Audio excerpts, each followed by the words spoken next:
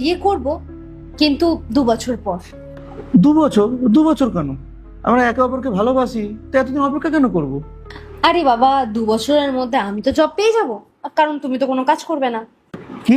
আমি কোনো কাজ করবো না? হ্যাঁ, কাজ করবো না কোনো? হ্যাঁ, যাও পার্সটা নাও। হ্যাঁ হ্যাঁ আসছি।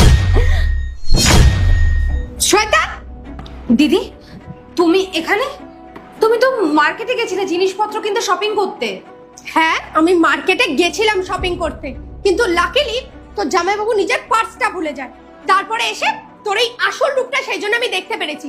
আমরা দুজন বাড়িতে না থাকলে তুই এভাবে ছেলে নিয়ে এসে বাড়িতে ফুর্তি করিস? তোর লজ্জা করছে না? তুই তো আমার ছোট বোন হোস, আর তুই আমার ছোট বোন হয়ে বাড়ির মধ্যে এইসব করে বেড়াচ্ছিস।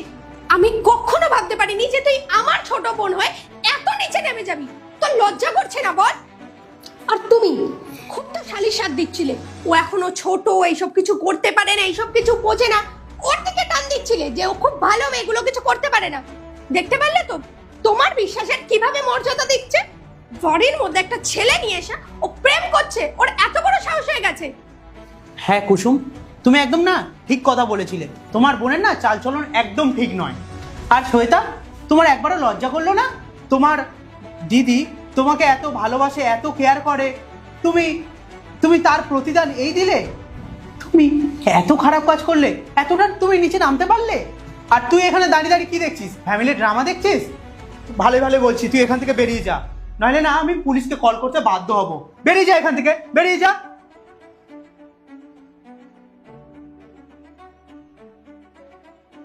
আর শ্বেতা, তোর লজ্জা লাগলো না এগুলো করার আগে? একবারও তুই আমাদের কথা ভাবলি না? আরে তোর জামাইবাবু আর আমি তোর উপরে কতটা ভরসা করতাম, তোর কোনো আইডিয়া আছে? তোকে চোখ বন্ধ করে বিশ্বাস করতাম, আর সেখানে তুই এইভাবে আমাদের দুজনকে ঠকালি। আমার সন্দেহটাই তার মানে ঠিক ছিল। বুঝতে পেরেছো তো? আমি না বেরোনোর আগেই একজনের হাত দেখে ফেলেছিলাম। তোকে যখন ও টাচ করছিল আমার তখনই সন্দেহ হয়েছিল বাড়ির মধ্যে কেউ না কেউ তো আছে।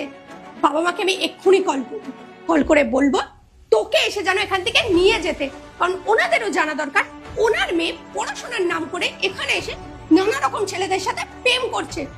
শোন, এক্ষুনি বাবা মাকে কল করবো আর বলবো তোকে এখান থেকে নিয়ে চলে যেতে।